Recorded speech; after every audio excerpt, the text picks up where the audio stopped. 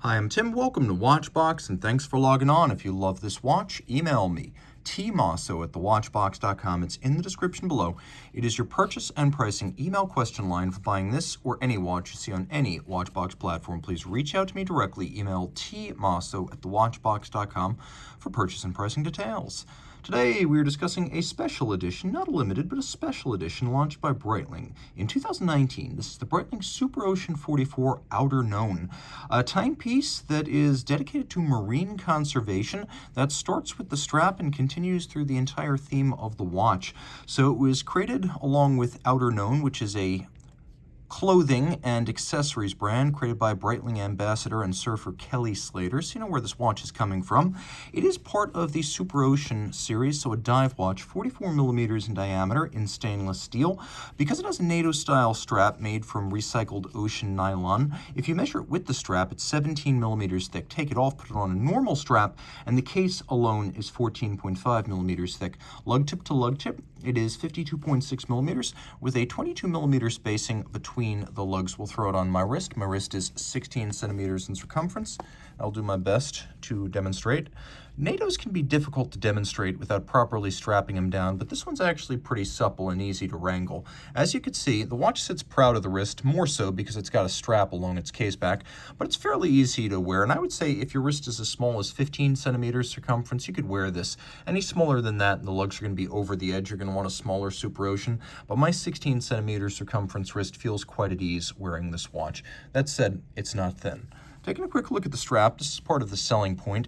It is made of a material called Econyl, so it's produced primarily from ocean nylon, which is itself comprised mostly of lost fishing nets. So there's an awful lot of this floating around, so every little bit that's removed definitely helps. This is an Econyl yarn strap, as it's described, nylon ocean waste that's been turned into a fairly supple and soft fabric. If you told me that this was former fishing net, I would have had my doubts. This is actually quite comfortable, almost a little bit like cotton. Definitely a whole lot softer and more comfortable than some of the industrial grade vinyl straps and nylon straps I've encountered. There is metal hardware, which you can see in this case actually includes some of the original packaging tape, so this is in very good condition.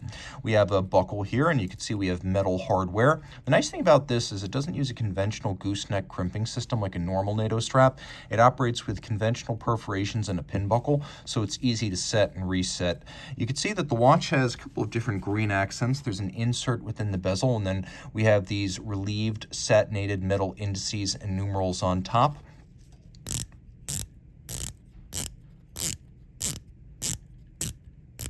It's a particularly vocal and chunky 120 click timing bezel. We'll do our loom shot right here. You can see that the bezel pearl is quite large, easy to align with the minute hand for an impromptu 0 to 60 minute count up timer. We also have a loomed seconds hand there, which is a nice thing to have. Every dive watch should have a loomed seconds hand, so you know, absent light, whether your timer is still running. Not every dive watch does that, but Breitling did the right thing here.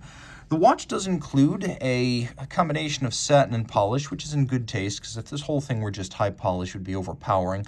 So there's satin on the lug hoods and on the hoods of the pointed crown guards. Then the profiles of the guards and the lugs are all satinated. Helium escape valve on the side.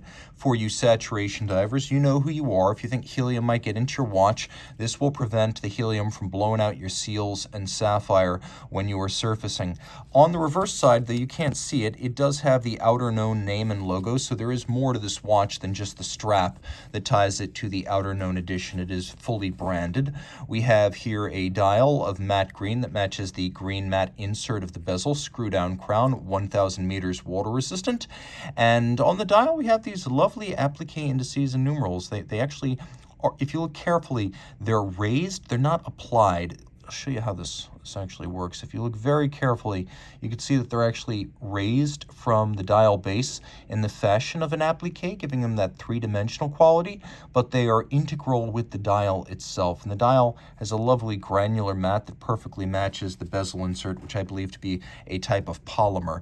We have the Breitling wings on the dial, and the current generation of Breitling management that's slowly being phased out, as Breitling wants you to think of it as a land, sea, and air sports company, not just aviation.